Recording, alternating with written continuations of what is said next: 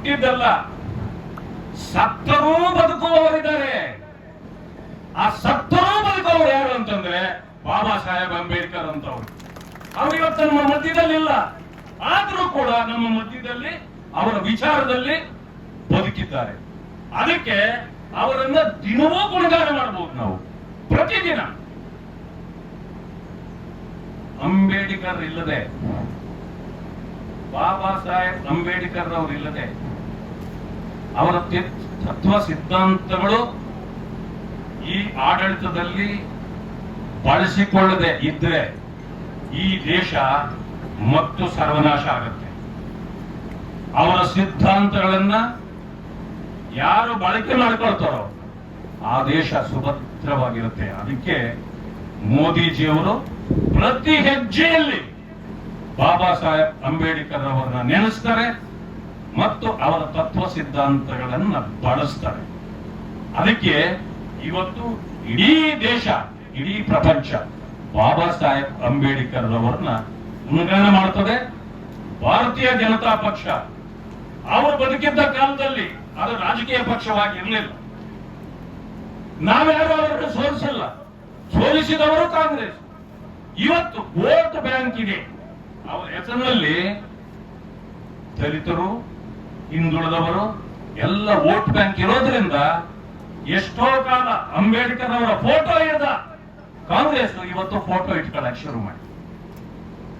ನೀವು ನೋಡಿ ಬೇಕಾದ್ರೆ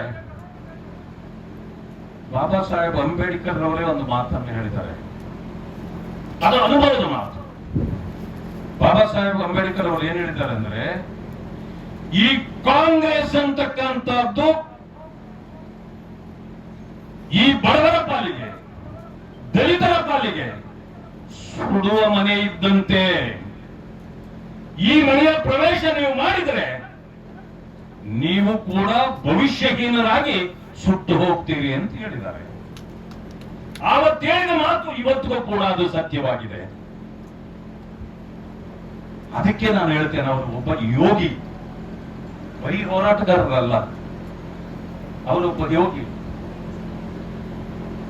ಆದರೂ ಕೂಡ ಇವತ್ತಿಗೂ ಕೂಡ ನಾವು ಕೆಲವು ದಲಿತ ನಾಯಕರನ್ನ ನಂಬಿ ಇನ್ನೂ ಕಾಂಗ್ರೆಸ್ ಬಿಟ್ಟಿಲ್ಲ.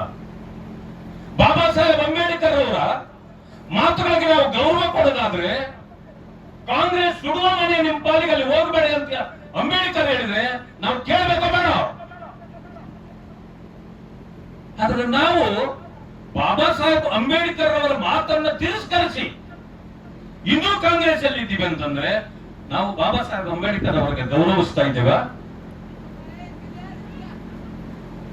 ನಾವು ಅರ್ಥ ಮಾಡ್ಕೊಳ್ಬೇಕಲ್ಲ. ಕಾಂಗ್ರೆಸ್ ಪಕ್ಷ ಕೇವಲ ಎರಡು ಮನೆತನ. ನೀವು ಯಾರಾದ್ರೂ ನೋಡಿರ್ತೀರಿ, ಇದು ಪಾಪ ಕುಗ್ರಾಮ. ಇದು ಬೆಂಗಳೂರಿಗೆ ಬಂದವರು ಯಾರಾದ್ರೂ ನೋಡಿರ್ತೀರಿ ಸದಾಶಿವನಗರ ಎಲ್ಲಿದೆ ಅಂತ. ಬೆಂಗಳೂರು ಪರಿಚಯ ಇದ್ರೆ ಮಾತ್ರ ಗೊತ್ತಿರ್ತದೆ ಸದಾಶಿವನಗರ. ಆ ಸದಾಶಿವನಗರದಲ್ಲಿ ಇರ್ತಕ್ಕಂಥ ಎರಡು ಕುಟುಂಬವನ್ನು ತೋರಿಸ್ಕೊಂಡೆ ಇಡೀ ರಾಜ್ಯದ ದಲಿತರ ಓಟುಗಳನ್ನ ಇವತ್ತು ಭೇಟಿ ಆಡ್ತಾ ಇವೆ.